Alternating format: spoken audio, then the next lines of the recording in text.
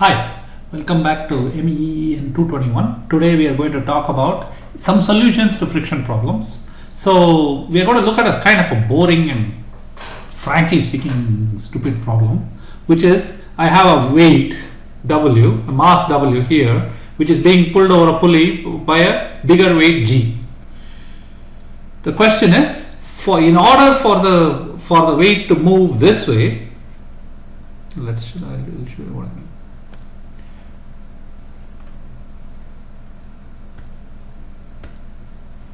In order for the weight to move, in order for this thing to move that way, what should be G? You can see that if I put a very large value for G, it's going to slide up the incline, right?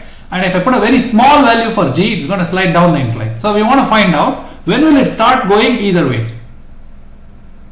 Okay, let's see whether we can solve this thing. So we are going to assume that the motion is like this. So our free body diagram, so we are going to start out by drawing a FBD. Assume, so our best guess, motion up incline. So that means that my free body diagram is going to look like that. Tension, that is G, so the tension in this cable is G. The weight acts downwards like this. W equals 50 pounds.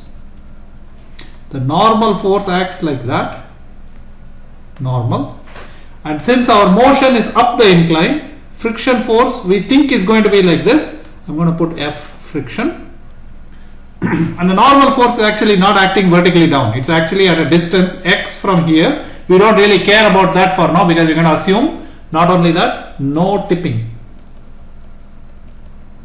It's not going to fall over, you know what I mean? You can look at this. This is a slab like body, kind of flat, it's not tall, so we're not expecting it to tip, so we're not going to be worried about tipping.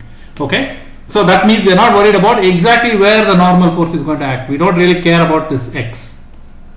Okay, so this is my free body diagram, and off we go. This angle, notice this angle is 20 degrees. If this angle is 20 degrees, then so is this angle.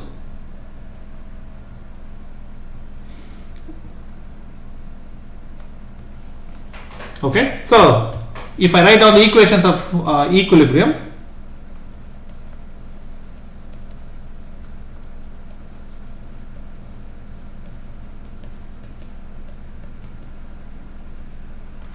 I'm going to put my y-axis like that, x-axis like this. Notice I am using the motion to decide which way x and y go. This is actually the major trick. Okay, equations of equilibrium will tell us minus W sine 20 degrees. This is summation of all the forces in the x direction. This way positive. Minus W sine 20 degrees plus plus G minus F friction equal to 0. That's equation number 1. The second equation says summation of forces in the y direction, this way positive, gives me minus W cos 20 degrees plus N equal to 0. That's 2. This immediately tells me N equals 50 cos 20 degrees, which turns out to be 47 pounds. Okay, so that means counting tells me, so I've already used up this equation, only this equation is there, one equation, two unknowns, G and FF. So I have to make an assumption, need one assumption.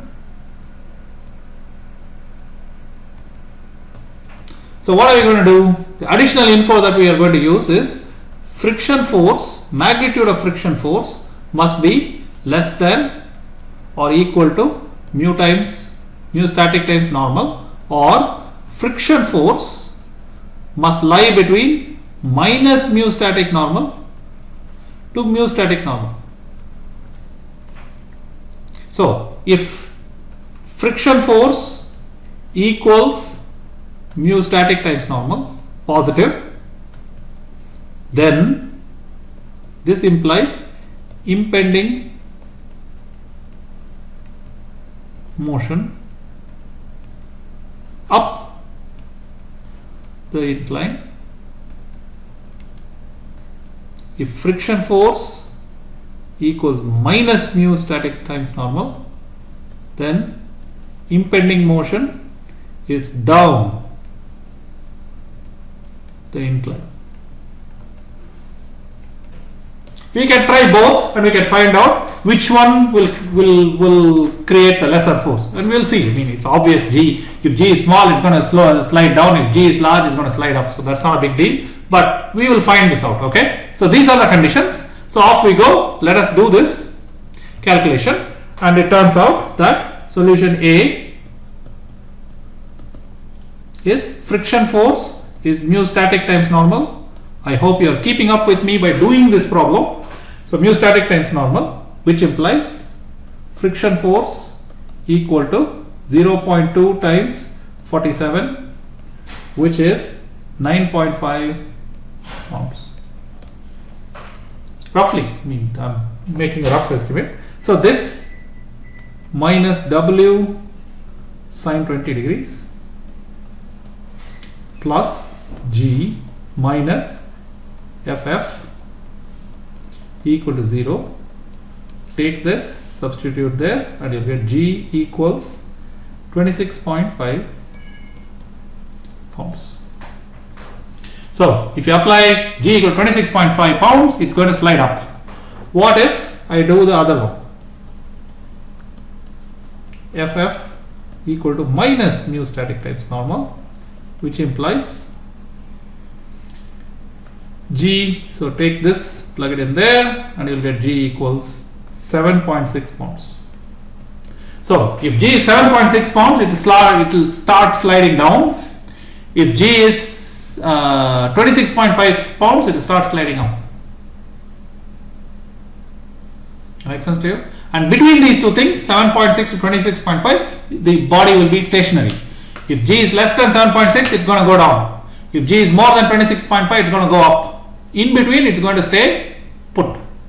You see how this goes? So notice, the main thing I want you to notice is the following.